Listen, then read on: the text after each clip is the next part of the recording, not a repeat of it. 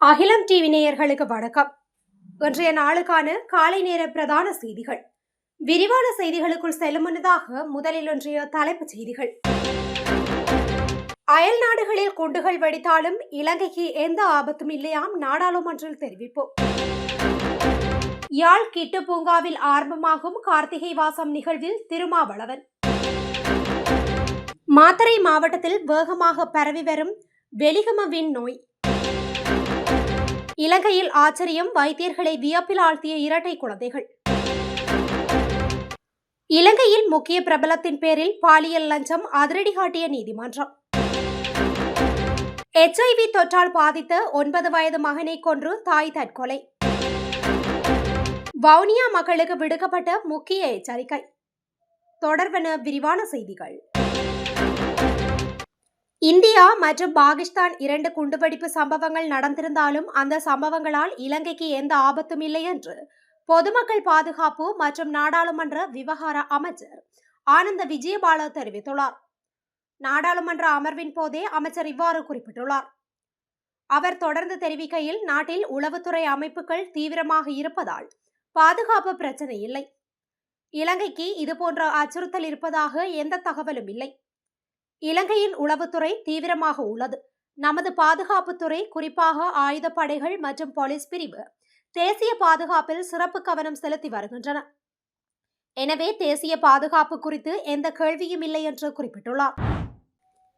தமிழ் தேசிய பசுமை இயக்கம் வடமாகாண மரநடுகை மாதத்தை முன்னிட்டு நடாத்துகின்ற கார்த்திகை வாசம் மலர் கண்காட்சி நல்லூர் கிட்டு பூங்காவில் வெள்ளிக்கிழமை பிற்பகல் 3 மணிக்கு ஆரம்பமாக உள்ளது. இத்தொடக்க விழாவில் இந்திய நாடாளுமன்ற உறுப்பினரும் விடுதலை சிறுத்தைகள் கட்சியின் தலைவருமான தொல் திருமாவளவன் கௌரவ விருந்தினராக கலந்து கொள்ள உள்ளார். தமிழ் தேசிய பசுமை இயக்கத்தின் சுற்றுச்சூழல் பாதுகாப்பு அணியின் துணை செயலாளர் தம்பிராசா ஜுகேஷ் தலைமையில் நடைபெறவுள்ள இத்தொடக்க நிகழ்ச்சியில் பிரதம விருந்தினராக யாழ்ப்பாண பல்கலைக்கழகத்தின் தமிழ் துறையின் மேனாள் பேராசிரியர் தலைவர் சிவலிங்கராஜா கலந்து கொள்கின்றார். தமிழ் தேசிய பசுமை இயக்கத்தின் தலைவர் ஐங்கரநேசன் தொடக்க உரையாற்ற அரசியல் ஆய்வாளர் நிலாந்தன் சிறப்புரையாற்ற உள்ளார்.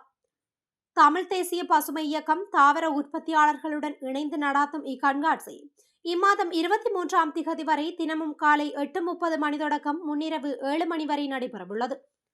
கண்காட்சியை பார்வையிட வரும் மாணவர்களுக்கு வழமை போன்று இம்முறையும் தமிழ் தேசிய பசுமை இயக்கம் இலவசமாக மரக்கன்றுகளை வழங்கவுள்ளமை குறிப்பிடத்தக்கது.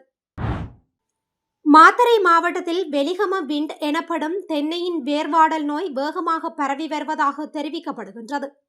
இதனை அடுத்து இந்த நோயை கட்டுப்படுத்தும் நோக்குடன் சுமார் 5000 தென்னை மரங்களை வெட்டியளிக்க தென்னை பயிர்ச்செய்கை சபை முடிவு செய்துள்ளது. ரெண்டா மெக்குன என்று உள்ளூரில் அழைக்கப்படும் ஊடுருவும் பூச்சி இனத்தால் ஏற்படும் இந்த நோய் மாவட்டத்தில் ஏற்கனவே சுமார் 6250 மரங்களை பாதித்துள்ளதாக தென்னை பயிர்ச்செய்கை சபையின் தலைவர் சுனிமல் ஜாயகொடி தெரிவித்தார். இந்த நோய் கடந்த 15 ஆண்டுகளாக தென் மாகாணத்தில் தென்னை பயிர்ச்செய்கைக்கு பெரும் அச்சுறுத்தலாக இருந்து வருகின்றது. இதன் பரவல் நாட்டின் மற்ற பகுதிகளுக்கு தடுக்கப்பட்டுள்ள போதிலும் தெற்கில் இது தொடர்ந்து ஒரு பிரச்சனையாக உள்ளது என்று அவர் சுட்டிக்காட்டியுள்ளார். பாதிக்கப்பட்ட மரங்கள் தேங்காய்களை உற்பத்தி செய்வதை நிறுத்திவிட்டு 2 ஆண்டுகளுக்குள் இறந்து விடுகின்றன. ஏனெனில் நோய்க்கு காரணமான பாக்டீரியாவை சுமந்து செல்லும் பூச்சிகள் மூலம் இது எளிதில் பரவுகின்றது எனவும் அவர் விளக்கினார்.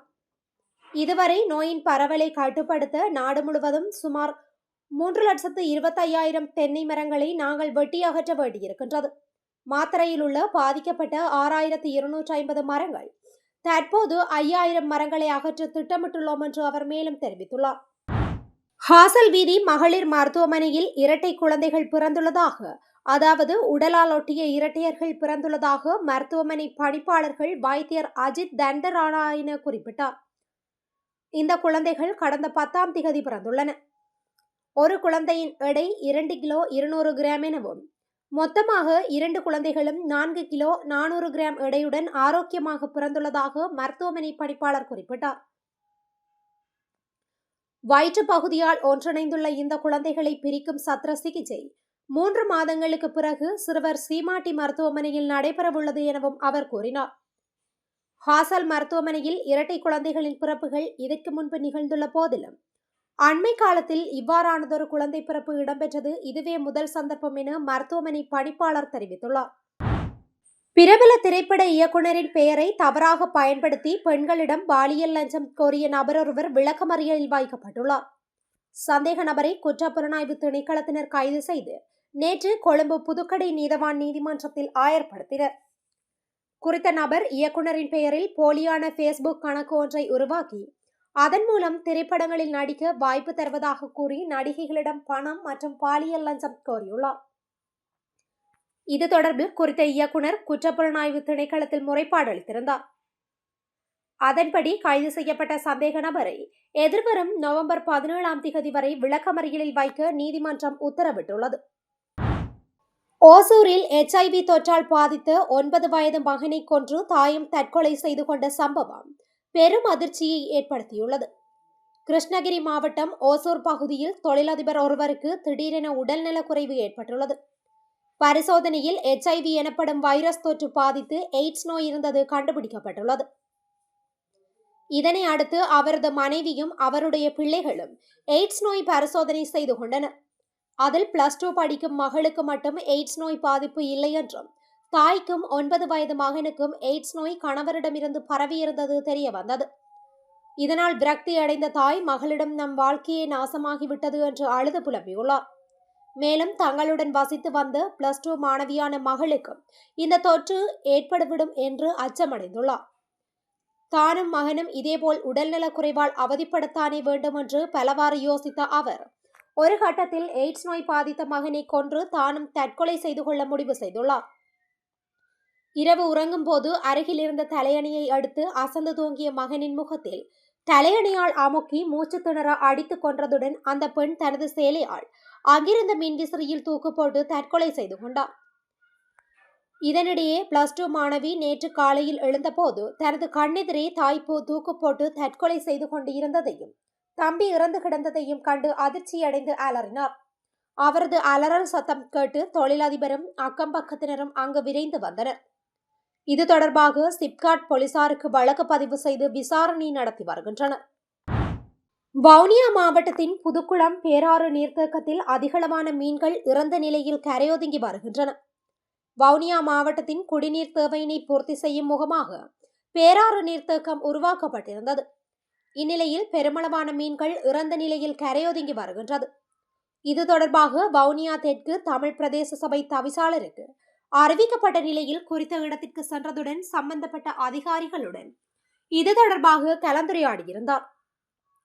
மீன்களின் இறப்பிற்கான காரணம் இதுவரை கண்டறியப்படாத நிலையில் குறித்த நீர்த்தேக்கத்தில் மீன்பிடியில் ஈடுபடுவதை தற்போதைக்கு தவிர்க்குமாறும் பொதுமக்கள் குறித்த நீர்த்தேக்கத்தில் பிடிக்கப்பட்ட மீன்களை வாங்குவதை முற்றுமுழுதாக தவிர்க்குமாறும் வவுனியா தெற்கு தமிழ் பிரதேச சபை தவிசாளர் பாலேந்திரன் அறிவித்துள்ளார்.